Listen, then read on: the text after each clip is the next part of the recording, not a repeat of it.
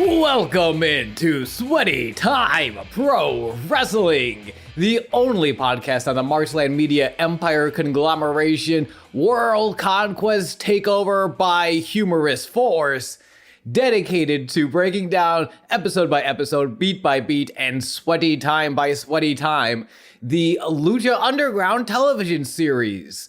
We are on episode 4 of season 3 of Lucha Underground. And my name is Sean, and I say hello to you. Is that to me? No, that was to the audience. Oh, screw the audience. I'm the heel now. Sean has always been the heel, but now I'm taking the turn. Are people saying I've always been the heel? Wait, what? Yeah, you're always, especially on Bible Man episodes, you're always the heel because we have such a huge Christian audience. That's on them. Good. It brings an interesting question. One man's face is another man's heel, I guess. But also, fuck the Christian rights. I can't swear this soon. You're the heel to the Death to Squids listeners. Why? Because we're in the same feed, and they're like, why isn't it Death to Squids? Okay. Our Starship Troopers 2 episode, I think, is maybe at 350 listens now. Hell yeah. I will not ask about our most recent podcast. Oh, yeah, don't. Thank you so much. But I'm happy to be here. Oh, same. Happy to be a part of. It's a fun show. It's a great show. You know that because you're one of the few people listening. Yes. And hey, thank you, motherfuckers. Thank you so much. Motherfuckers, you should say. I should, but this is not our shuffling the deck. Our previously completed ICP podcast. But hey, maybe they're dropping the, I think, 6th Joker's card or it's got to be the 5th. It can't be the 6th already. They might be dropping something at this year's gathering, baby. We're gonna have to mix and match those cards in a randomized order. That's right. We have to shuffle the deck, baby. Oh yeah, shuffle it. Because you can shuffle it on a playlist. There were layers to that title. Yeah. Hey, James, what does this week's episode and two men who have the same mother and the same father, but just ran like fist first into a large wall and shattered every bone beneath their shoulder? I'm guessing this is a reference to the episode title, but I cannot remember the title. You nailed it, James. They are both brothers in broken arms. Oh, hell yeah. As we mentioned, this is episode 4 of season 3. I'm feeling it. There's a lot of stuff that happens in this one. I'm feeling it. I'm a little tired for no reason. I know that song isn't Take On Me, but apparently that's the only musical little section I could think of is the horn section from Take On Me. Oh, I thought you were doing ba-da-da-dun-dun-dun. Oh, what song am I thinking of? I gotta be honest, James. I don't even know what song I'm thinking of. It's that, Natalie Bellaslum song. That's not gonna help me. I'm sorry. Nicole would know it. Nicole's listening to music right now. It's like, it's not I Would Walk in This Way. I'll see you say. Is there an and I'll miss you and I'll wonder. Yes, that song, yeah. If I could fall into the sky, do you think time has passed me by? Oh, 'cause I would walk 1,000 miles if I could just save you. Discord is not liking the voice you're using.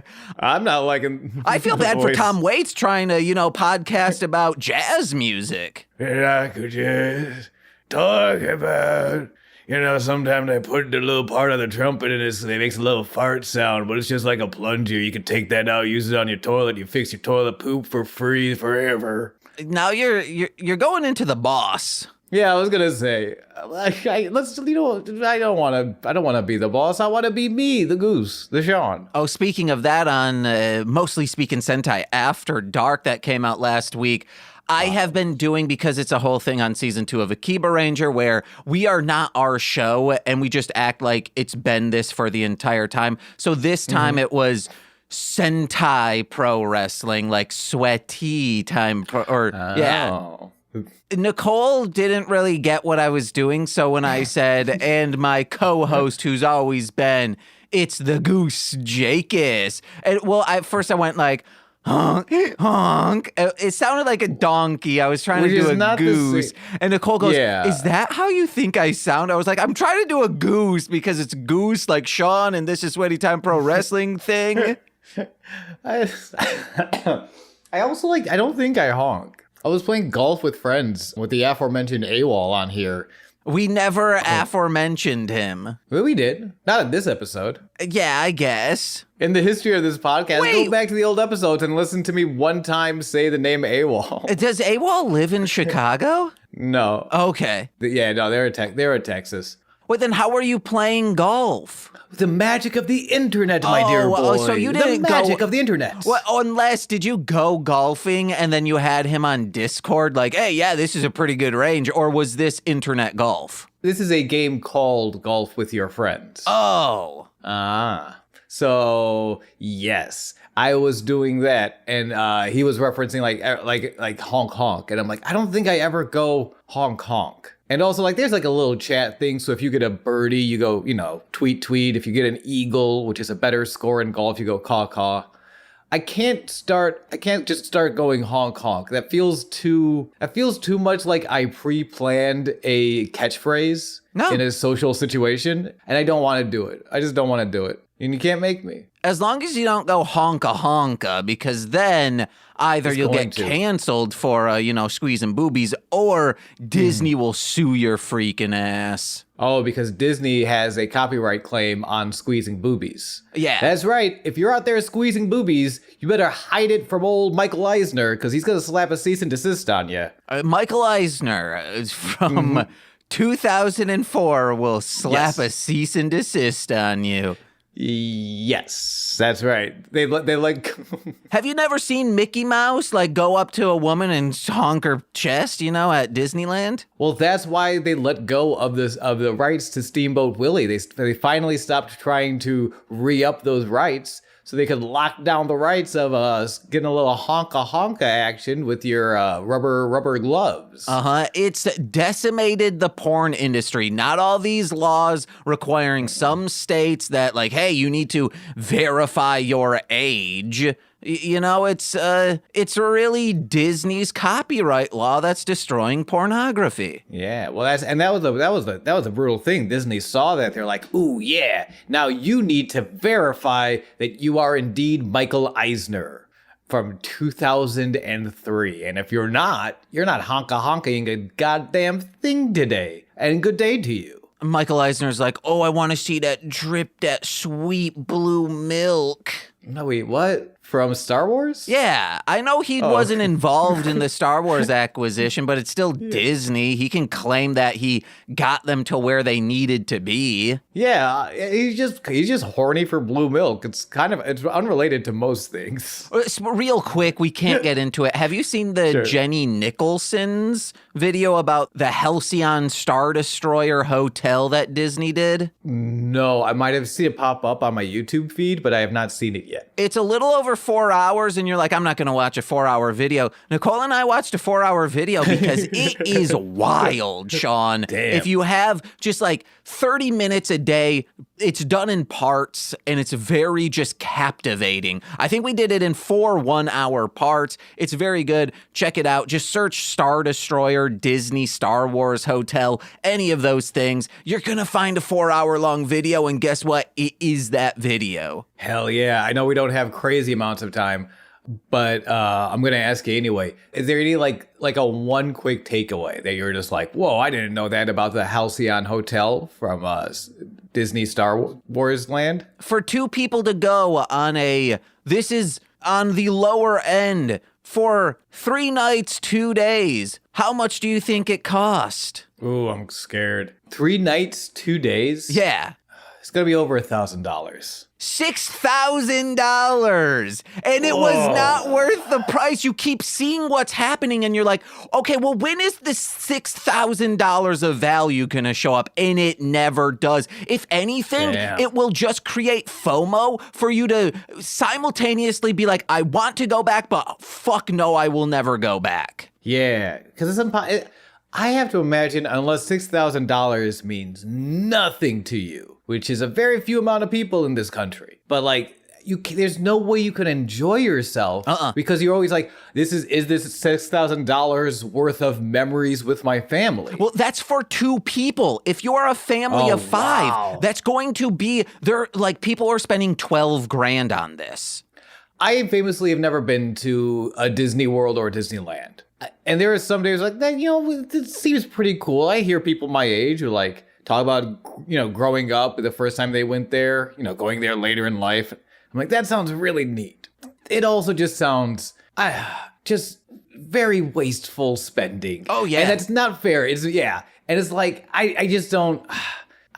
kind of want to burn it to the ground. And I think we should like rejoice on the ashes. And I'm sorry if this is the happiest place on earth to you. I want to see it die in fire, and I think that we should make that happen. Okay, this is a quick tangent. Nicole and I believe, have explained it on like one of the Patreon podcasts after we went. Oh, remember, famously went to Disney, morning I woke up right afterwards, red hard line of COVID. So at the end, it was like their 75th anniversary or whatever of Disney World. I'm not sure exactly what anniversary it was, but it ended with this huge fireworks display, and it's in the center square, and this shit is too packed, like far too many people are here. But at the end of this display, like Mickey Mouse gets on and starts talking, and he goes, people say this is the most magical place on earth. But what's really the magic here at Disney? It's not the park. It's not the characters. It's the you. Cocaine. Oh, yeah. That's what I said. And Nicole and I were like, hey, we can go do Space Mountain. There's like a 0 wait line. So let's like dash there. And as we're dashing there, Nicole, I'm glad, brings this up. Like once we get in line, she goes, that Mickey Mouse dialogue, like that seemed fucked up, right? I was like, I am so glad. Like that was cringy. Like for them to say like, hey, you paid $160 to come here and say like, hey, the magic that keeps us going is you being here, was so fucked up. And we said it to our friend who works there because just all of a sudden we saw him. We were like, wait, holy shit, what are you? And he's like, yeah, I still work here. I'm like, oh, like a high school friend. So sure. Like he's born and raised in Michigan, just like us. He is there at the end of the day. He's like, MLM? And I'm like, hey, Nate, how are you? And we bring that up to him and he's like, no, man. And this is someone who like, since being a kid wanted to work here and now does. So like I brought that up to him later. I was like, yeah, kind of like, I don't know. It was cringy and fucked up. And like, it seemed very corporate and vapid. Like when a boss at a fast food place is like, we're all family here. Yeah. So, be here on time and work overtime. And, when we call you because we need someone to fill in, be there. And it's like, no. Yeah. When it's convenient for us to take advantage of you, let us take advantage of you like a family. Yeah. And the Mickey Mouse thing, that's a lie. Because even if you weren't there, like if you had twisted your ankle or ate a bad peach or whatever and stayed home but gave them your money, or if a freaking dragon pushed you off from the ring and then you broke your tibia, sure, that's another one. As long as you gave them your money, magic's working as intended, baby. That's the magic. Capitalism. Go to Universal instead, guys. Yeah. Or stay at home and watch Lucha Underground at archive.org. Yeah, all it costs is the wattage that your apartment allows.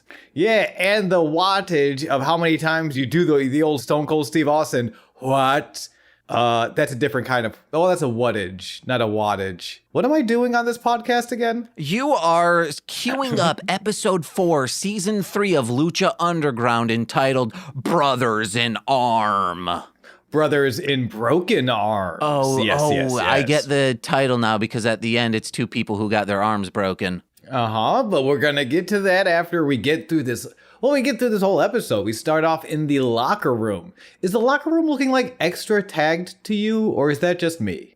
Like just some more graffiti? I think, with Dario out for a while, everyone was kind of just able to do whatever they wanted to. A lot of L.A.Os around the place, a lot of s3e04s. That's the coolest, right? And you know what L.A.O is, right? Sure. And I'm going to tell you right now, because I know in my heart and my mind that L.A.O stands for look, another one. Can you see that? Oh, okay. Yeah. And then you turn it upside down. It's a dude jacking off. Oh, the way you write L.A.O in a descending diagonal pattern, you flip it upside down, dude's jerking off. Oh, yeah. Like he's got that thick hog. He could put it in his mouth. I don't know. There's something about sitting down. Standing up jerking off is one thing. Maybe you're at a public restroom and you have a really uncomfortable boner at this Starbucks. So you're not trying to be rude. You just got to finish your manuscript before you leave the Starbucks. Yeah, standing up. You get out of there. Or like laying down. Sure, you've got time. You've got candles. There is something about sitting. Like the halfway between sitting and you look like a psychopath. If you're sitting down jacking off, you look like a psychopath. What are you? That's primarily how don't you masturbate in front of your computer watching pornography? No, I masturbate in front of my phone lying down. Oh, that's like so bad for your eyes, Sean. It's all bad for my eyes because I'm jerking off to filth. Oh, yeah, it ruins your eyes. Yeah. It ruins my eyes. It ruins my mind. But I balance it out with carrots. I'm jacking off and there's a carrot shoved in my ass. Oh, yeah, guys. We're back, baby. It might be 85 degrees out, but it is sizzling in here. Hell yeah. So anyway, we're at this locker room. Sexy Star is petting her gift of the gods title. She's like, yeah, like petting it. It was interesting. Oh, yeah, that's what they call it now. Okay, I see, Sean. Oh, all right. Jerking off in a chair like a psychopath. Dario is here. He is here to gloat of his brother, the Monster Matanza's destruction of Sexy Star's friend, the Mac, last week. This part, he plays a weasel so well because he just goes, I heard your friend Mac sure got hurt when he met with my brother. It's like, yeah, you severely hurt my friend. That's not a laughing matter, sir. Yeah, I have a weasel moment later in this episode that I think is not just like Dario weasel moments, all-time acting like on television weasel moments. Okay. And there's something, I think one of the best things why Dario is so, one of the reasons he portrays Weasel and evil so well in this episode or in this series is how well he understands his status. Like when Dario is winning, it is such a different character than when Dario is losing or when Dario thinks he might lose. Like it is such a stark shift from this like very confident, coked out of his mind Superman to this nervous, skittish, also coked out of his mind Weasel, if he's behind the 8-ball or if he's in front of it. And like it's such a stark difference, but it's still the same character both ways. Like it's very good, and it's something I'm not. It's hard for me to describe, but like, yeah, like being able to play with status while maintaining your character. It shows that he understands the character. He can play the character high status. He can play the character low status. He still understands the character. I would have loved to see Michael Dorn play this character, an equally great Weasel. Oh, I would have loved to have seen Pauly Shore. Oh, dang! In the temple. I want to be very clear. I do not want to see Pauly Shore play this role over Dario. That's a trifecta of Weasels. Michael Dorn, aka I Am Weasel, the voice of him. Oh, thank you so much. Dario and the Weasel the Juice. Yeah, but I Am Weasel was very good. So Dario mentions after he brings up the Mac thing, she seems worried. Questions her if she's worried for the Mac or herself. Sexy reminds Dario that she will never be afraid again But Dario advises her to be afraid. She's like in this very interesting, she's caught between a rock and a hard place, Sexy Star. She is the gift of the goddess champion, which is a title belt that needs to be defended when called for, but also at some point needs to be cashed in for a chance to fight the Lucha Underground champion. Now, will Sexy Star defend the belt, risk injuring herself, risk losing the belt, or will she cash it in now to fight the Monster Matanza? Well, she won't have to decide tonight because she's already booked in an Atomicos tag match. The Super Friends and herself against the 4 members of Worldwide Underground. Dario leaves after telling her that, as Johnny runs in. Johnny Mundo of Worldwide Underground. I know the guy. Yeah, he's here looking for Taya. Sees Sexy Star there and realizes as long as they've both been there since day one, they've never properly met. So Johnny introduces himself, extends a hand, she takes it, they shake, before Johnny pulls her in. And he says to her, "And I'm the next gift of the gods champion." It was a very evil anime laughter moment. He didn't laugh like that. I added that. He tries to leave, but then Sexy pulls him back in and then grips him up. And then she doesn't say anything. She usually doesn't speak. But she grips him up and then she releases him. Johnny nervously puts his shades back on and leaves. His facial acting, like she wouldn't let go, was this, what? Come on, let go. It was so good. It was very good. James, I like how you did perform it on a podcast that they can't see, and then also held your notebook in front of your face so that I couldn't see your face. What? Well, you don't need, you saw him. I will put that little clip, I will dub over what he is thinking, so it'll be like a little reverby. It'll sound good. Hell yeah. We used to do that with fish at, if there was a fish tank at the dentist's waiting room. We would dub over what the fish were thinking as they were going, swimming through their little fishy tank lives. I used to do that with fish too at concerts, and it was just like, feed me drugs. Oh, actually, they're all sober. Just while they're all on stage. We cut to the desk. Dang, it looks hot. Vampiro's wearing a full satin jacket, which is crazy because it looks very hot. The house band plays us in. It's still the Chimps. Matt's like, these guys are our friends. Maybe even our prime mates. Vampiro is so disgusted as he tries to cover up from corpsing. It's so he gives Matt nothing. He just sighs this this is death. You are killing me, Matt Stryker, and then immediately has to cover his mouth because he's trying not to laugh. It's very cute. We've said it before. These boys are cute together. And Stryker, there's when you see a handsome person, extremely handsome person in just normal people clothes, you're like, holy shit, they're even more handsome because you can contextualize them. I am never in a 3-piece tuxedo suit. So, I don't even know how I would look there. However... There was that one time you wore... I'm sorry to cut you off, but I did see you in a 3-piece tuxedo suit. Jennifer Love Hewitt had just run away. She said she could not find Jackie Chan, and she needed you to put on this tuxedo. And then I didn't see you for 3 weeks, but you came back with a full passport. It was... I was told not to ask you what happened to those 3 weeks, top secret business, but it seemed very cool. And also, if y'all don't remember the movie The Tuxedo... which I realized is a very real possibility. It didn't do super well, and it came out over a decade ago. And this bit is trash. I'm sorry. Well, let me tell you what I did. It seems like, He was gallivanting around. I kind of just subbed in for the Penguin. Oh, the Tuxedo 2, Here Comes the Penguin. So originally, the Tuxedo... Yeah. Well, I was just at the zoo and he's like, "Hey, come here, you little guy." He started had me kneel down and he started noogieing me like I was an actual penguin. And then he said, "Hey, I gotta be out of town for a little bit. 2 faces up my ass. Gotta die down to heat. You're in charge, you little guy." And I was like, "Okay." And he's like, "Whoa, you're one of them smart penguins. Who you been hanging out with, Detective Chimp?" And I'm like, "Huh?" And then he just left, so I was the Penguin for a little bit. Now, my favorite part about that is that means that Jackie Chan's The Tuxedo is in the Batman universe. Oh, yeah. That's awesome.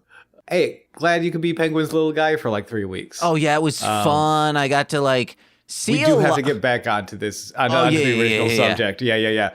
But yeah, no, Matt Striker's looking good. Like hot people in normal people clothes. Yes, it makes them even more hot because you can contextualize like, oh, I would never look that good. That is Striker in this episode. He is striking.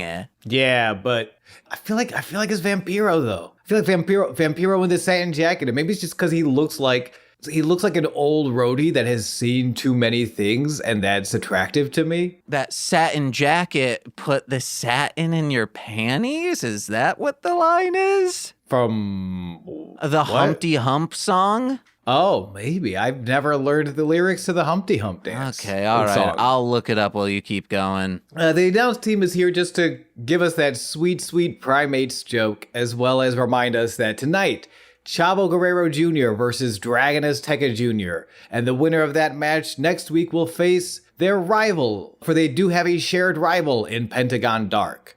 With nice guy, friend, mentor in the middle, guest referee Rey Mysterio. That's gonna be crazy. Stick around after we get through the first match, which is Sinestro de la Muerte versus Prince Puma. But before that, James, have you found the lyrics to the Humpty Hump? Wait, and what is the name of the song? Is it the Humpty Dance or is it the Humpty? It's actually not. It's the one that I listen to a lot more. It's from Tupac's I Get Around, and it is that, but I need to know, like, what does he mean in that? Like, how do you put satin on your panties?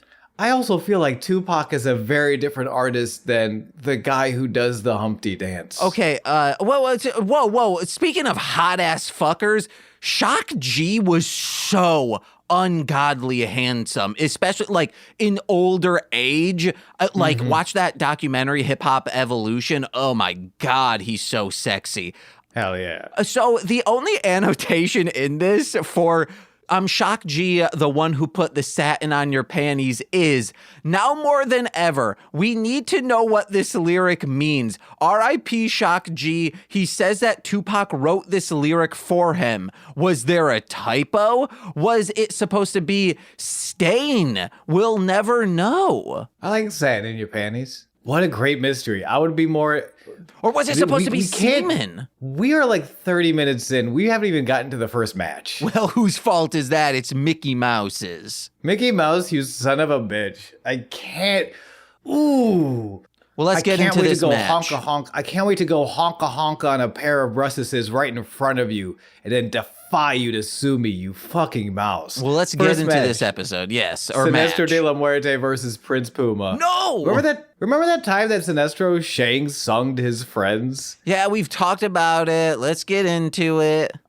Okay. No, I'm saying let's get into how he's absorbed them. That's how I'm getting into it. Let's get into it as they got into him. Wait, what? Because their souls got into him. Oh, okay, yeah.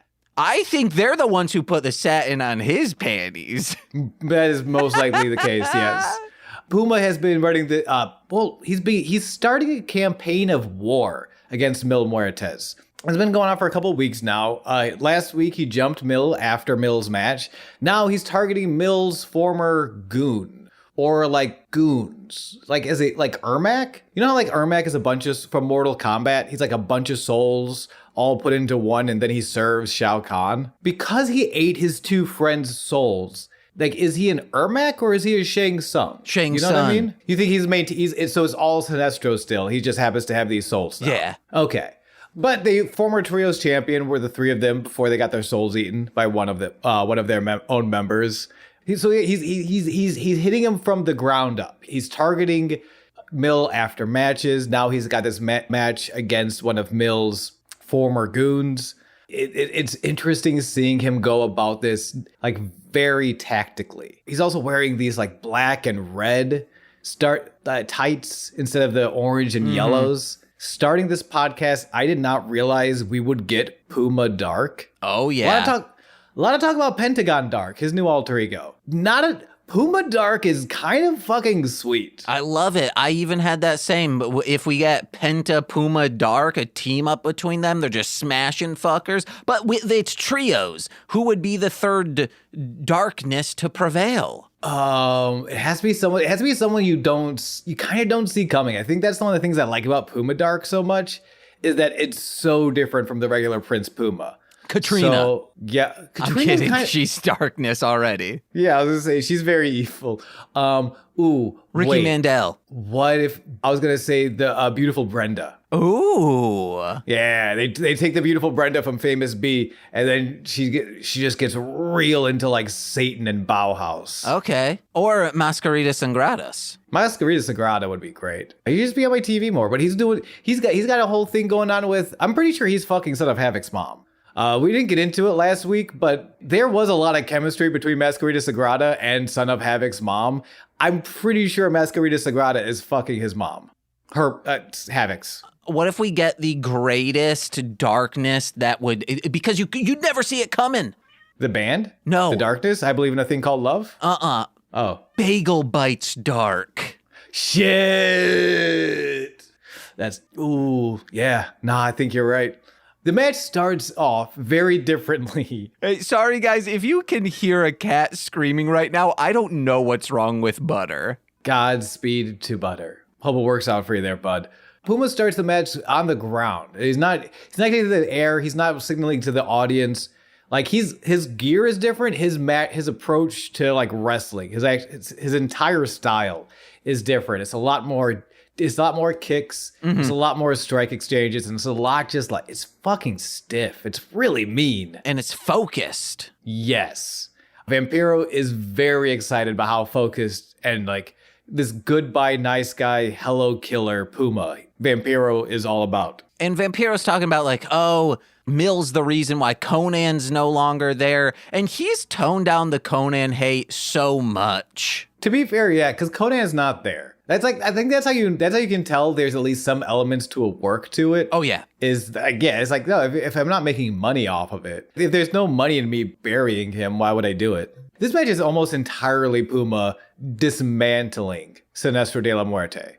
Just like bit by bit, piece by piece, kind of proving, hey, I'm not just a plucky underdog. I was the first champion for a reason. He's like a surgeon. It's fucking brutal. Towards the end of the match, Puma's knocked out Sinestro. It's all but over as he sets him up for the corner 450 splash, and Mill and Katrina arrive. No. Mill enters the ring. He tries to interfere, like he runs for a spear, but Puma escapes as Mill just runs himself into the corner, knocks himself out of the ring. Justin Borden realizes, who is the referee of this match, shouts out Justin, he realizes that Mill did not touch Puma and technically doesn't have to call the match off. So good on you, Justin. Thank you. I love that, like, technically, it's super, you should not interfere in other people's matches, but if you miss your attack, like if you try to punch him in the face and miss, it's not technically a disqualification. I love that about wrestling so much.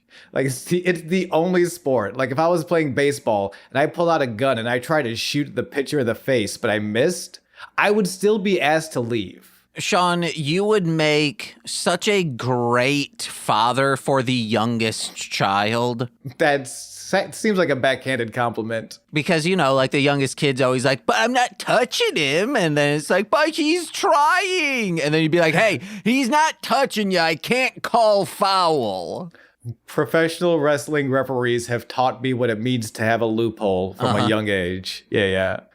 But yeah, so Mill's out of the ring. He can't really interfere anymore. He's lost the element of surprise. So he just kind of has to watch from the outside as Puma beats the shit out of Sinestro a little further. And during this, we get Katrina chants, which was really cool. People fucking love Katrina.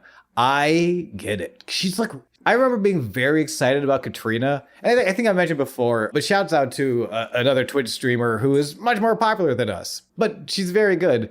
Queen of the Ring, twitch.tv/Queen of the Ring, who's watching Lucha Underground on Thursdays now. And like her, the entire chat, I'm pretty sure my neighbor across the street who watches my computer screen because he doesn't have internet, like we all, like there's something just so palpable about Katrina in that first season that just gets more. Like they do such a good job of like exploring the lore and the canon behind her powers and her character. And just like her vibe is like vibe can mean a lot of things, but like with Katrina, it's all of it. All of the things you think vibe can mean, she nails 100%. She's like really good. I really liked what you just said because it was world building for me, because I just always assumed you were in a windowless room. No, yeah, it was a windowless room, and then I installed a window. That's right, I had money. Oh, hell yeah. Yeah, and as soon as I installed the window, there's my neighbor with a pair of binoculars trying to see what I'm watching on a Sunday evening. Yeah. Guess what? It's Lucha Underground, baby. So, Puma spikes Sinestro with a spinning Michinoku driver isn't finished yet. Eye contact with Mill while delivering Mill's finisher, the flatliner. Puma pins Sinestro, ends the match in 4 minutes and 50 seconds. After the match, Puma stays locked onto Mill. Katrina holds Mill back, but nobody's holding back Puma. The Prince dives through the ropes, tackling and mounting Mill. He starts punching the face. Mill rolls Puma over. He starts punching the face. They are hockey fighting. Mill throws Puma into the ring, and Katrina, once again, holds Mill back. Puma's like, yo, yeah, absolutely. Not a second. Not for like season 1, at some point, Mill would have been like overpowering him. Mm-hmm. Not for... Puma's there the entire time. He is keeping up with, he is taking the fight to Mill. This might be my favorite Mill rivalry. Oh yeah. This is insane. This is so exciting. And it's Mill forcing Puma to take it to the next level. To like, all right, you did the squeaky clean hero athlete cover of a Wheaties box. Let's see what you do with a full war. Because fighting Mill, that's a full war, baby. That's a full war. I'd laugh if it ends in like a death match where Puma's just like beating Mill with a crowbar, blood's everywhere. And Vampiro was like, wow, that locker room talk really inspired him. He just reflects on it. And then Striker's like, wait, what are you wait, you're the one who did this? And he's like, I didn't do it. I just said like, hey, you're going to have to take out Mill. Didn't think he'd take it this far, but I'm glad he did. Interesting. It was 2 weeks ago, post-credit scene. Vampiro comes to talk to Puma and it's like, hey, you've been losing a lot. It's kind of all comes from when Mill took Conan away from you. I wonder if Vampiro was recruiting. Now I'm like, seeing Puma change so much and it working out for him, I'm wondering if Vampiro is recruiting for like the Dark Carnival or something. Whoa. That's the third Dark. Honestly though, that might be. They bring back, I'm trying to think, who was in the Dark Carnival in WCW? It was Vampiro, ICP, maybe Raven for a second? I think so, but I'll check it out. You go on to the next one. We're at the office. Cortez Castro, aka Detective Reyes, enters. He says, you wanted to see me, boss? Now, a couple things with Cortez Castro and Dario Cueto. We have known that Cortez Castro, formerly of the Crew, Dario's hired band of goons, we've known that Castro was an undercover cop. Dario has just found out that Castro is a cop, and Castro has no idea that his own partner has sold him out to Dario. So, Castro says, you wanted to see me, boss? Dario says nothing. He stands up, walks to Castro, and just hugs him, like tightly. Dario finally says that he just wanted to check up on what is now his last day one soldier. He's heartbroken about losing Mr. Cisco. Reminder, Dario shot him. Dario is the one who murdered Mr. Cisco after finding his wire. Detective Reyes,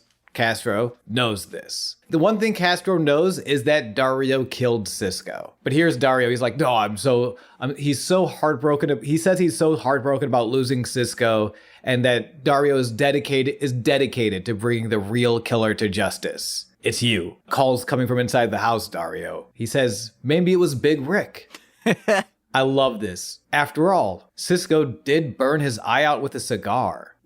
This is my weasel moment for Dario. Because it's like, so Big Rick's not even in the company anymore. Dario, it's so fucked up that Dario is using this as an opportunity to reminisce. I think he's using it for a couple of things. Like you could say like, oh, he's covering his tracks. He's like, I think there's another level to it that's even more sinister because it's subconscious. It's that like that he's covered in so many lies. Dario is that like he is really hurt. Like these guys, Cisco, Castro, Bale, these were his hired guns. This is how he controlled the temple in season 1. To now, I had to kill Mr. Sisko, and the last remaining member has been a cop this whole time. Like, Dario is very hurt. So the fact that this is the only way he could reminisce, he can't be like, hey, remember that? Like, if you lost a friend, you'd be like, hey, remember that time. You wouldn't have to create this this web of lies of maybe we blame Big Rick. It's so graceful, and how disgusting it is. It's mind-blowing. Well, that's me with when I had to make up lies because I didn't actually know Ronald Reagan, but I try to say that I knew him and we were pals. Yeah, you try to be. You want people to think you're a Reagan pal. Yeah, I saluted him. I said, SAG would be better off with you right now. Yeah, and by that you meant just the general. Something about saggy breasts and balls. I don't know. I'm sorry. I wanted to talk about saggy, sexy body parts, and my brain just didn't come up with one for me. Saggy balls? No, thank you. I want them stretch nuts, Shaggy 2 Dope style. Speaking of which, the Dark Carnival was Vampiro, Insane Clown Posse, The Great Muda, and The Demon. That's so fucked up. The Demon Tail Torborg. Yes, there was another group before that featured Raven, but Raven was leaving WCW very quickly.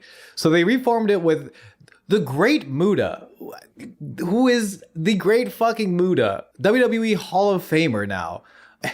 The Demon Dale Torborg, ICP, and fucking Vampiro. And they're way better than you realize. I don't know, man. Fast. Dark Carnival is awesome. Hell yeah. Thank you, James, for looking that up. What if it turns out at the end of Who Killed WCW, it was the freaking Wraith brother, the amazing Jekyll brothers coming down saying, you're sinning. We've lost too many balls juggling. Sorry, guys. And then Hulk Hogan says, we better get some more balls there, brother. I'm doing just fine. No, I think Hogan would say, oh, thank God it wasn't me. See, guys, I told you it wasn't me. It was these dang Shangri-La folk. Oh, okay. See, to me, they're walking up and looking directly at Hulk Hogan. Oh, okay. So when he says that, he has to turn around to the rest of the locker room and says, "Oh, cool, it's not me. They're gonna destroy WCW and take my life, of course, as is the nature of the Jekyll brothers, brother. But it wasn't me, technically. Haha." And then he dies. I think this would be the funnier version is more balls keep getting added to this whole thing. And they're like, what's going on? What's going on? And then they're like, oh, then they turn to Hogan and he just keeps committing atrocity after atrocity. He's like, what's this, guys? He's just shooting steroids. He's, beating the shit out of a tiny baby goat from a petting zoo. Just having sex with his best friend's wives. And recording it while saying the N-word a bunch. Uh-huh.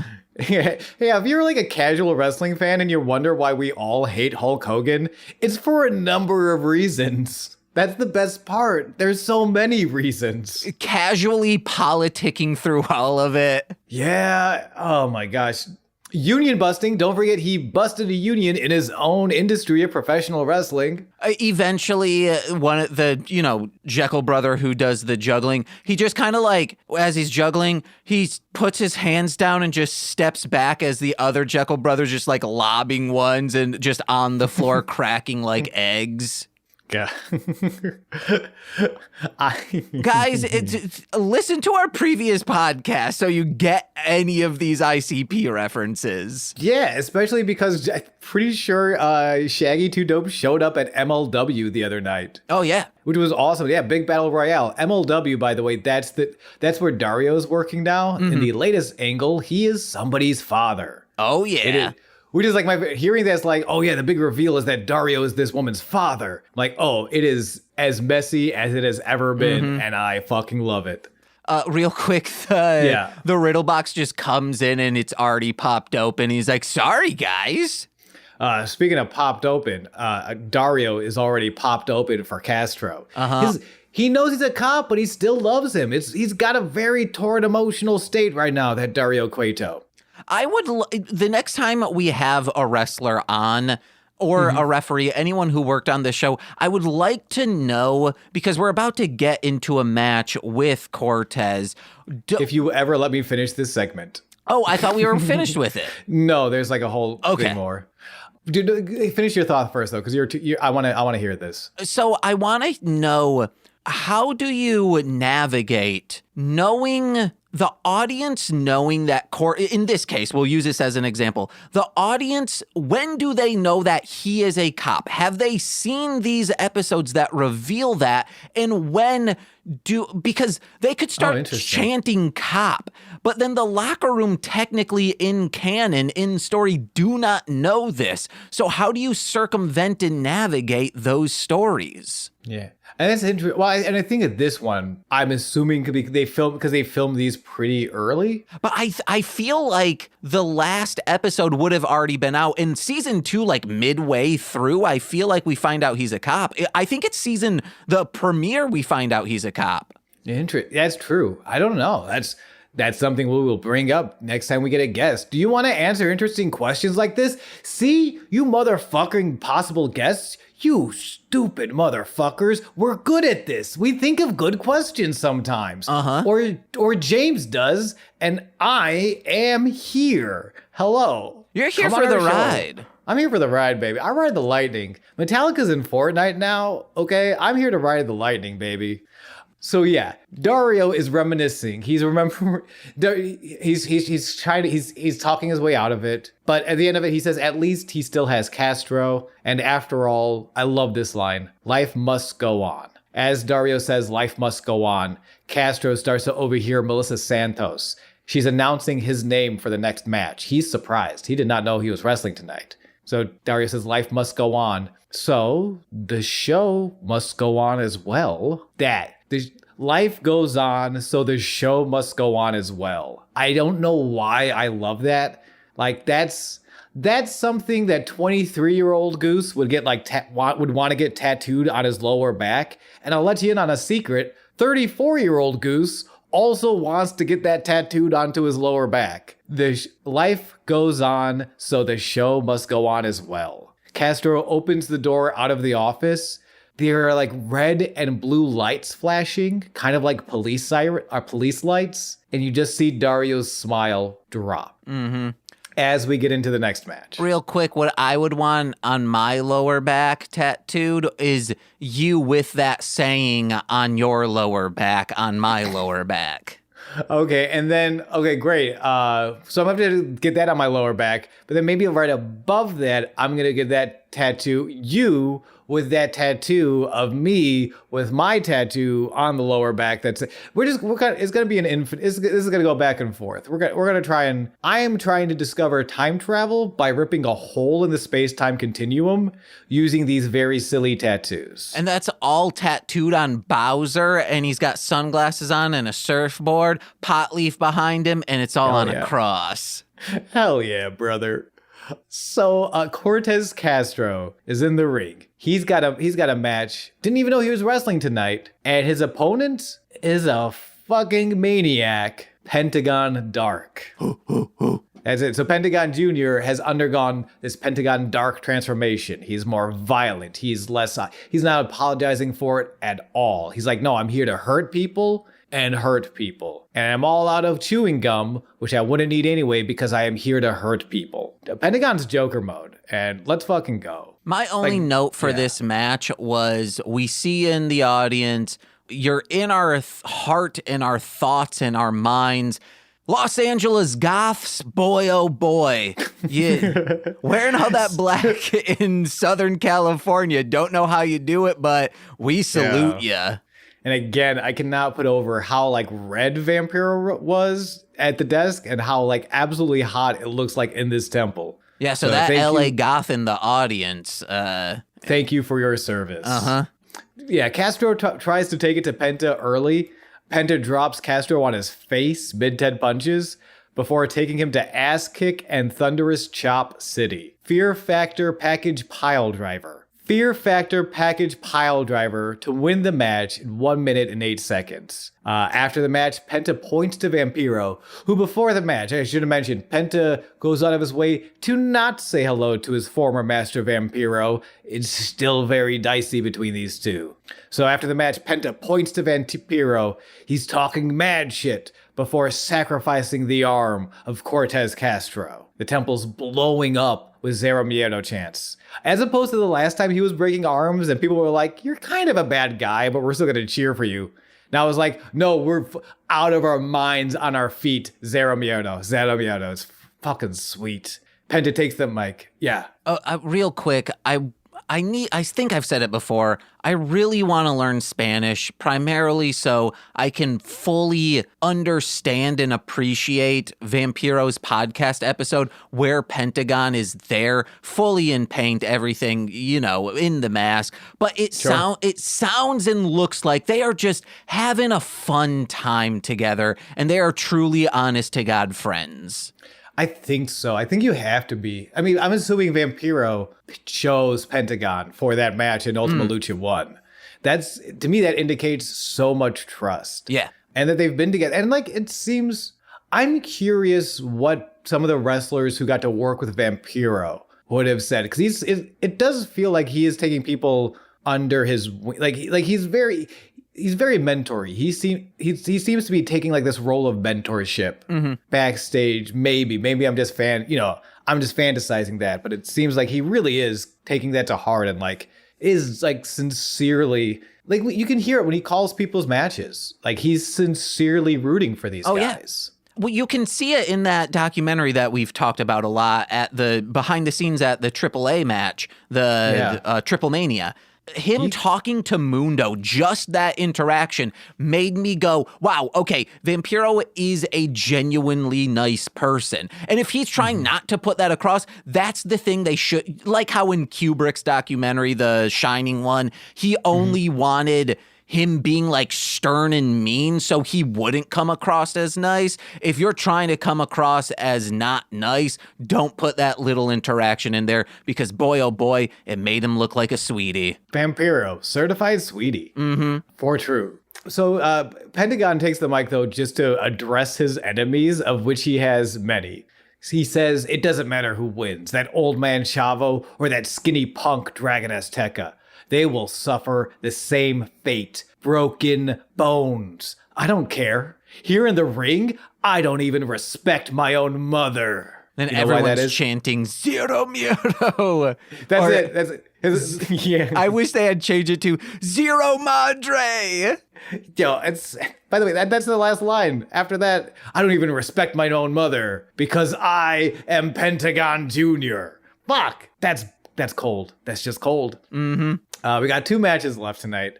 The Atomicos match, Aerostar, Phoenix, Drago, Sexy Star versus the Worldwide Underground. Johnny Mundo, Jack Evans, the Darewolf, PJ Black, and Taya. Last week, there was a slightly different formation of the Worldwide Underground. Normally, Johnny Mundo, Jack Evans, and the Darewolf, PJ Black, they've been trading the trios titles with Phoenix, Drago, and Aerostar for a little bit. Johnny's like, no, I don't want that shit anymore. I want single belts. I want the Lucha Underground Championship. I want the Gift of the Gods Championship. So Ty is kind of coming in to take his place, it seems like. Speaking of Johnny Mundo, the Mundo section is out in full force, including a beautiful sign of Johnny's photograph with a little fire going on, and then a bunch of little papers that say Mundo section. Which I thought it said Mundo section, then underneath, the only thing that I could say, what is that symbol? Is that his 6-pack? Oh, maybe. I hope it is. Awesome. That's awesome. I love it. And as soon as the match, it's this little very dedicated. And I was for a second, are these guys plants? And then no, he's a heel. They wouldn't want people cheering him. It's just a group of maybe about 20, I would say 20 people, probably all got in a bus together and are oh, by the way, our favorite wrestler is Johnny fucking Mundo. And I'm you know what? I am one of you people. James, these are my people. I've never felt so seen. Yeah, by a group of people filmed in 2016. And this is not like official signage from Lucha Underground, because I searched Lucha Underground Mundo Section. Nothing comes up. No, it is a dedicated little section of people, and I am dedicating myself to find your Discord. Please invite me. I want to join the Mundo section. Yeah. But it's so funny. So you hear that, like, that Mundo section, they're getting real excited, they're popping off. Meanwhile, the rest of the temple just screams Guerrero. Just immediate asshole chants. And they're still like trying to take off their gear. Johnny gets upset. He tosses his glasses aggressively at Sexy. Vera Loca and Sexy start this match out. Vera Loca being Taya. And a lot of like Vera Loca chants happening in the temple as well. People are kind of hot. Last two matches, people are hot for. Mm-hmm. A lot of Atomicos wrestling. It's so, if you have not seen the trio of Drago, Aerostar, and Phoenix, like, find their triple team offense, please go out and seek those three. The way they work together to like double team and triple team and just combo and chain moves into each other, it's like water, but if water was sexy. Mm-hmm. They're very good. And Jack Evans is a silly bastard. We've talked about this for a while. Because the first tags, Taya and Sexy tag in Drago and Jack Evans, the Dragon Slayer and the Dragon himself. Jack, so, you know, Drago's getting ready. Drago's tough. He's none of the fancy shit. He's just going to beat the shit out of you.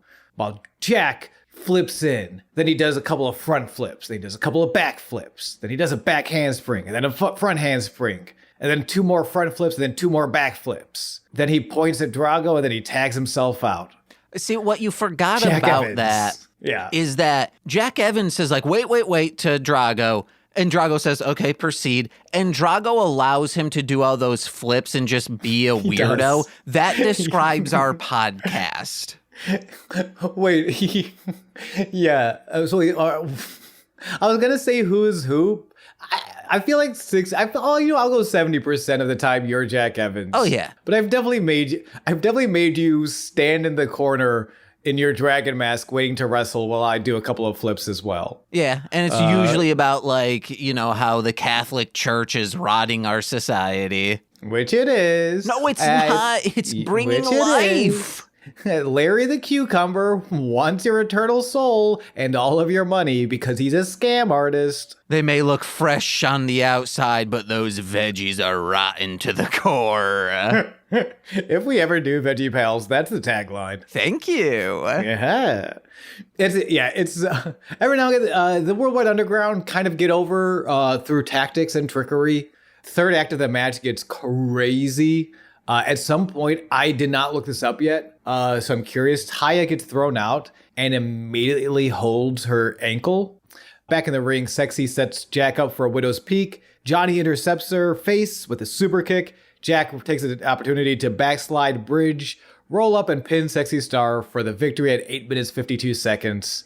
And after the match, Taya is still down. They're like not even it's weird. Like this, like the three of the Worldwide Underground who seem to be healthy are in the ring. They're probably getting ready to do some bad guy stuff. And instead, Johnny has to be like they're like if this is just an angle, everyone here deserves an Oscar because I was very concerned. I don't know if you didn't look anything up on like if this is a real injury or not, did you? I'm not seeing anything, but she's pretty quickly like she's wrestling throughout all this time. Interesting. Well, maybe because my thing is that after watching Ivelisse with it's like real fucked up foot win and then defend the trios titles for a number of weeks. Mm-hmm. It unfortunately doesn't mean she's not injured. We've seen this company be really comfortable with allowing an injured person to wrestle. So, but maybe that means it is an angle. We'll find out next week. But if it is, like they shot this, there was no like real legitimately. The way Johnny's out there, the way no one seems to be in character, they're just like, oh God, let's get you to the back. I'm scared. You want to know what? The next time she wrestles is not until episode 24, it looks like. So, yeah, I'm assuming. And it's like, and they were setting up for a lot of angles. Like it looked like they're setting up for Johnny versus Sexy and the Worldwide Underground taking on the trios champs. So yeah, that doesn't make sense unless she got injured for real here. Yeah, because she's supposed to be there, and it looks like midway through this season, she will transition into Impact Wrestling. Oh, interesting. Okay, so she's probably, I was going to say, because maybe they're writing her off for Impact, but she does come back episode 24. Yes, but also the recording date of this episode is September 28th, 2016. She doesn't join until September 7th, 2017. Okay, so she's just injured. Oh, that sucks that she got injured before. Like, I'm glad she came to Impact, and I'm glad, she kept working. Like, this is such an this would be such an exciting push. I love how many, like, strings are getting tangled up in this story. And I think it was March 19th, 2016 is when this was filmed. So it's a while until it's like a year and a half. Yeah. Damn. Okay. Damn. Well, Taya, obviously you're doing well now. Love your YouTube show. Love to see you on our AEW television sets. But back in 2016, get well soon. Mm-hmm. You've been her entire run up till now. Personal opinion, crushed. Like, it is very cool to see how like over and how she's like really good. Yeah, and then she goes on to become the longest reigning knockout champion. Let's go. Vera Loca, baby. I really liked how Stryker called someone in the ring like a brown recluse. And then Vampiro goes, brown recluse? And Stryker goes, it's a spider. Yeah. I mean, Vampiro not knowing words is very... why is it so cute? I don't know why are these two so cute. I wonder if he was like, wait, Stryker, are you being racist right now? And he's like, no, it's a spider. That's kind of what Arrow was going for a second before I realized I remembered, it's a spider. Uh-huh. And I feel like that's what... So also shouts out to Vampiro for standing up for what's right or what he perceived to be right. Or like if this was a written joke, like they acted it so flawlessly, which it had to have been. I don't know, because I'm pretty sure Primates was not. Primates was written by Matt Stryker. Vampiro was reacting very honestly in that moment. So I feel like Stryker is the type of person to write his jokes beforehand, but Vampiro is so old school that he's like, I don't want to know. Okay. Give it to me on air so we can create that. It's all improv, baby. Del Close. I was organizing comics and like I pulled out one. I was like, what the fuck is this? And it was written by Del Close. Why we do not have the time to dig into it this week, but oh my God, what? Oh, real quick, he used to write comics. Yes. What was it about? It was, I think, Wasteland, a DC comic. Okay. I am so not a comics head, but that name sounds so familiar and that's freaking me out. Fucking A. Damn, that's crazy. Speaking of crazy, I love how Katrina was like the boss for less than a full season, but Mills still has his own shrine somewhere in the temple. Just like this is the Mil Muertes shrine room. If you come in, don't. No coming for Mil. But yeah, we cut to the Mills shrine, and Sinestro is kneeling before Mil Muertes as Katrina comes from behind Sinestro to inform Mil that apparently he's sorry. Unfortunately, he's failed us for the last time.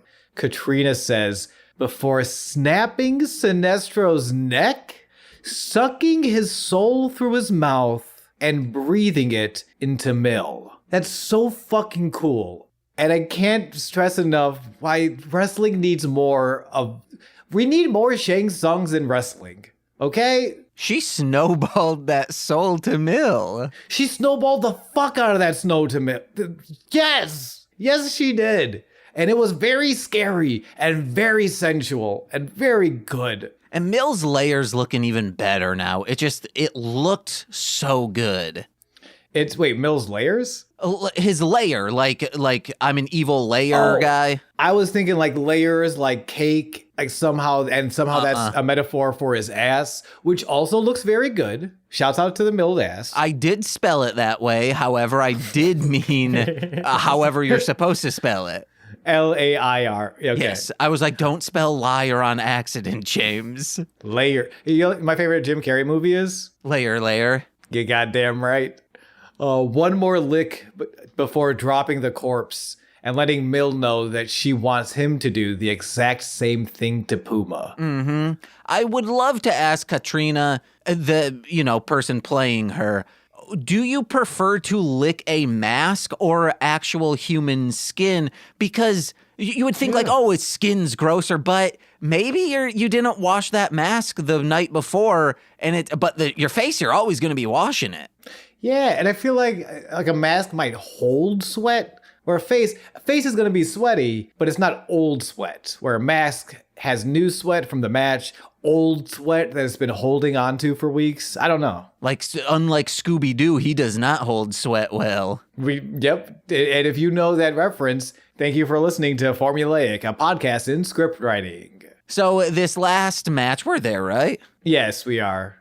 Salute to the greatest luchador in the crowd, Jason Voorhees. I missed that one. There's someone with just a Jason Voorhees mask. Yo, that's awesome. Hell yeah. I hope he joins the Mundo Section. We are in the main event. It is Dragon Azteca versus Chavo Guerrero for the right to face Pentagon Dark. Pentagon has broken both of these guys' arms. He bullied Dragon Azteca a couple of weeks ago. He knocked Chavo out of competition entirely. Chavo was going to get that sweet spot in Ultima Lucha before Pentagon said no. So they got beef. They both want to fight Pentagon. Who's going to take on Pentagon? We'll find out with our help from special guest referee, Rey Mysterio. Before the bell even rings, Chavo gets in Rey's face. He's like, better call this one down. Chavo's a brat. I think the best way to describe Chavo's behavior this entire match is very bratty. And Chavo, thank you so much for it. He's so good at it. Hey, listeners, that might be Sean's Buffalo accent coming out. He means bratty. Yes, and James, you can explain what bratty means to everyone right now, yeah? He's just acting like he's full of meat about to burst. Juicy. James, you're the bratwurst. No, that's a good pun. Rey is being thrown into the big league with the big dogs in the big league, as Vampiro puts it. With as much history as Rey has with Chavo, as well as the care he's put into mentoring Dragon Azteca Jr., he's torn. But Rey respects these colors of the black and the white. Rey is going to honor what it means to be a luchador, and that is with honor in the big league with the big dogs in the big league. Chavo is going to ground Dragon. He spends the entire match kind of grounding out Dragon. And it worked for a long ass time. Mm-hmm. He does what do they call it? The slide through Canadian trip into the wide out single leg crab, which is that Lance Storm move that I popped for last week. He does it again this week. Yeah, and it's in some ways it's very by the numbers. It is Dragon Azteca Jr. with a high flying and very athletic, exciting offense. Can't really get anything going as Chavo grinding. I wrote grinding a lot in my notes. That is Chavo's MO, is don't let him get anything going. Just keep grinding him out, wearing him down. Rest holds, sleeper holds, anything to keep Dragon from moving and to just slowly wear out body parts. That's what Chavo's doing. Dragon eventually, so we get to that spot there. He gets the half Boston Crab. Dragon reaches for the ropes. Rey breaks it off. Chavo disagrees with the call. He's like, no, Dragon tapped. And this is where I'm first like, this guy's being brawdy as hell. Chavo Guerrero is the bratwurst. He's just arguing, starting shit. Rey's like, respect the zebra colors. Chavo, you better respect this referee shirt. That means I'm the referee. Chavo slaps Rey's finger away. I did rewind to make sure, like, hey, wait. Did he actually tap? And it's like, no, he was just like grabbing at the ground. Yeah, he did not tap. Chavo was being a little shit. He slaps Rey's finger away. Rey's like, I'm gonna ring the bell. Chavo scoffs. He turns his back to him before turning back around and sucker punching Rey in the mouth. Tells him, do it. Ring the bell. Like, he is so just like, fuck you, Rey Mysterio. I've known you for over, but probably would have been like 20 years, I think. By the time this match was filmed, it's like, I've known you for 20 years. You're not a referee. Fuck you. So Ray's, and you know what? Shouts out, just like Justin Bourdin. Could you have called a disqualification? Could you have called this a no contest? Sure, you had every right to. Is it 100 times cooler that instead Ray just punches Chavo in the face? Yeah. Which, to all the refs out there, aspiring refs, this is an unwritten rule. If a wrestler intentionally hits you in the ring, you can equally hit them back, and you don't have to ring the bell. There's no DQ. Now, unfortunately, you are a referee, so the other unwritten rule of wrestling is that as a referee, if you're only a referee and you get tapped in the slightest way, you're unconscious for the next 15 to 30 minutes. Oh, yeah. Which is why James and I, are propositioning this new addendum to the unwritten rules of wrestling, the Chavo addendum, which is if you are a referee and you are refereeing a match with Chavo Guerrero, you're allowed to preemptively strike him in the face. Ooh, that's a good rule. Because you know that Chavo at some point is going to punch you for no reason. Or to just throw some ice in his shorts, you know? Yeah, really any sort of unwarranted strike or jackass-like prank, you are, as a referee, you are allowed to do against Chavo Guerrero. Yeah, right before the match, you get to send him Rule 34 you found of him. Yeah. Just for him to then he's like, wait, people are making this of me? Is there more of this out there? And then he's in his head the entire time. Unfortunately, that was Chavo in 2018. Chavo's been around Chavo Guerrero, Rule 34. He's actually their number one contributor. Oh, it's actually not Rule 34. It's just actual pictures. It's actual pictures, but then he does that, what's that movie, Scanner Darkly, with rotoscoping technique, where it's they film it and then they animate over the frames. That's how Chavo creates his own Rule 34. He went to Cal Arts and got a 4-year degree. But people are like, this Cal Arts style he's bringing to this Rule 34 is too aggressive. Why does he look like Steven Universe? Chavo reads that comment on like Reddit or wherever, just like takes a sip of his coffee, doesn't say anything, stand up, walks out the front door, punches his mailman in the face, who is also a referee. It's Justin Bourdin. I don't know why Justin Bourdin's a mailman here. And just so everyone knows, the mailman knew this was going to happen. So when he opens that box up that was delivered to him, bees. That is the USPS mailman addendum to delivering mail to Chavo Guerrero. There was a part where Vampiro says his knowledge of anatomy is on full display, which that totally could have been a riff on Dave's old porn. What is Dave's old porn? You know Mystery Science Theater, right? Yes, I do. Dave Attell would, for each episode, have a stand-up comedian on, and they would just riff old porn. Dave Attell is fascinating to me. Wow, that's awesome. I was hoping you were going to say, like, well, I can't believe James just referenced Dave's old porn. Where would he do that? It was on Showtime. Oh, okay. That's awesome. So you saw the pornography. Hell yeah. Was that like was that before or after Insomniac, do you think? Oh, it was after. I think it was like 2010-ish in there. Hell yeah. Because I tried watching it with Nicole. I'm like, we like Mystery Science Theater. It's the same. And Nicole's like, I don't want to see close-ups of that. You like Mystery Science Theater, right? Yeah. Well, here's porn. Wait a minute. Now, hold on a minute. These ain't quirky robots and a prop comedian hanging out. No, you do see Carrot Top in the back of one of the shots. Like, okay, but there's no quirky robots. Okay, Carrot Top might have been on the show. Hold on, I will check because that seems right up both of their alleys. By the way, so Ray, I'm going to wrap up this match real quick while you look that up. Yeah, Ray punches Chavo back. Dragon, with the Hurricane Rana, pinfall wins at 6 minutes, 59 seconds. So Dragon Azteca Jr. has the right to face Pentagon Dark. Chavo, after the match, Chavo just can't believe it, as the believers start to chant, poor pendejo, clap, clap, clap, clap, poor pendejo, clap, clap, clap, clap, clap. Chavo tries to get another cheap shot on Rey, but gets tripped up in the ropes. It's a 619 while wearing the Rev shirt. Rey Mysterio respects his parents. You can just tell. So thank you, Rey. Unfortunately, Carrot Top was not on. Oh, yeah, Carrot Top's full-time Vegas. He's not going to L.A. No, but that means it's more Carrot Top for us. We got to bring back the Dave Attell porn show. Don't tell Dave because we're stealing the idea for ourselves. We are stealing this idea, and then we invite Carrot Top on. This was in 2011, and unfortunately, most of the comedians that guested on here are canceled.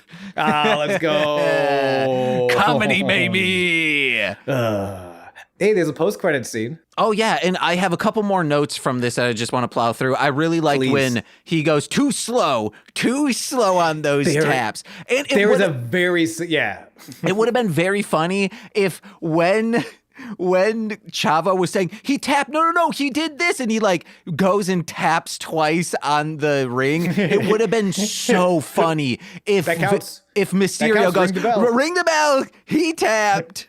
You got to kind of call it down the middle. Yeah, Chavo's immediately the first pinfall. That's a slow count. No, Rey, you're like he's a real brat. Mm-hmm. He's a bratty little brat. And now we are to the post credit. A Japanese shrine. We do not see the woman's face as she lights these candles and says, "I have destroyed the man who killed you. He no longer walks this earth, but my work at the temple is not done. Before I could take the mask of your killer, it was stolen from us. And now I'm sending the Black Lotus Triad to destroy Pentagon Dark and show him what fear really looks like," as we reveal Black Lotus standing up, surrounded by her 3 ninja goons.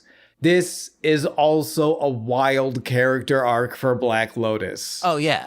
Black Lotus went from, like, to be fair, pure vigilante justice, was just here to, like, avenge her parents, but was, like, kind of just a kid. I thought she was, gonna be a reporter. Now she is the leader of the Black Lotus Triad. She has her own ninja goon detail, like, security squad. Like, that's wild. I love seeing, these characters they've come so far, James, in a short matter of seasons. I'm very excited by this. Yeah, season 3 is gonna be crazy. I've known about the Triad, so I'm like, okay, I'm excited for this. I've kind of known about it. It's just that there's so much happening that I think I forgot. Because I've definitely seen Black Lotus Triad somewhere. And from the little I've tried to avoid, but you pick up while researching stuff, it seems it's going to go a lot more towards like faction warfare. Like we are in this team and we are fighting this team. And then there is this team who we might have an alliance with, or maybe a former rivalry that like I'm trying to fight this team and now I have another team on this side. Like it seems it's going to be a lot of teaming up. Like it'll be like the Triads versus Worldwide Underground versus the Super Friends. I'm excited. I'm excited to see where it all goes. And Me then there's too.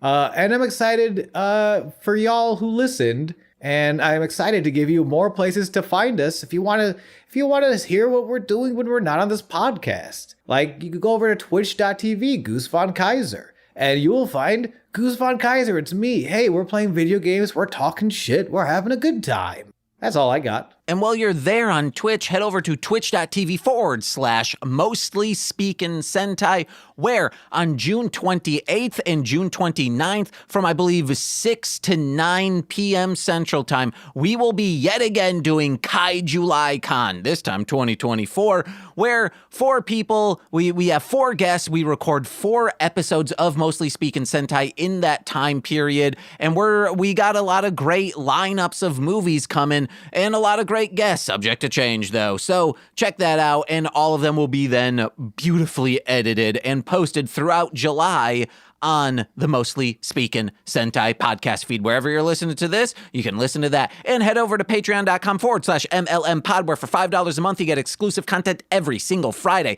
This Friday is the citizens of Townsville Z. The guest is up in the air. I just need to confirm with them to make sure that is good. But next month is Pride in July, where all month long it's nothing but citizens of Townsville Z, because Powerpuff Girls is inherently queer.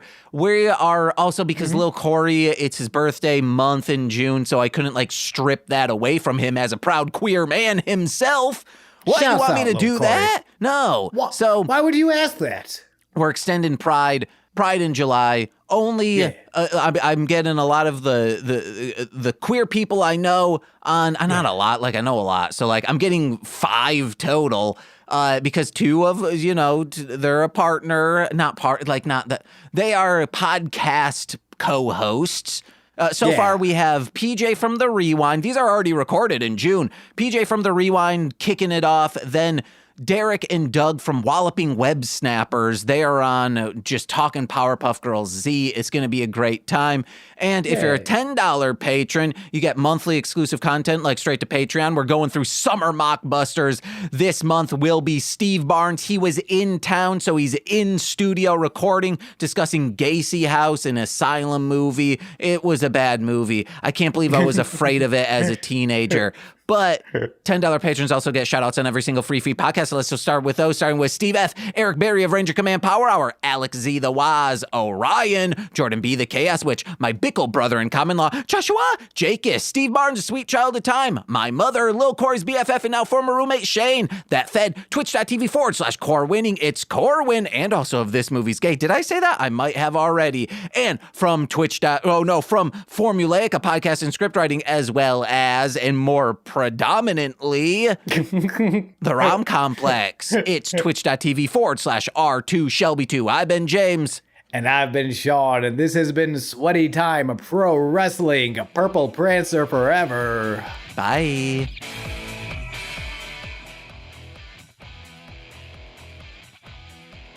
Oh, yeah.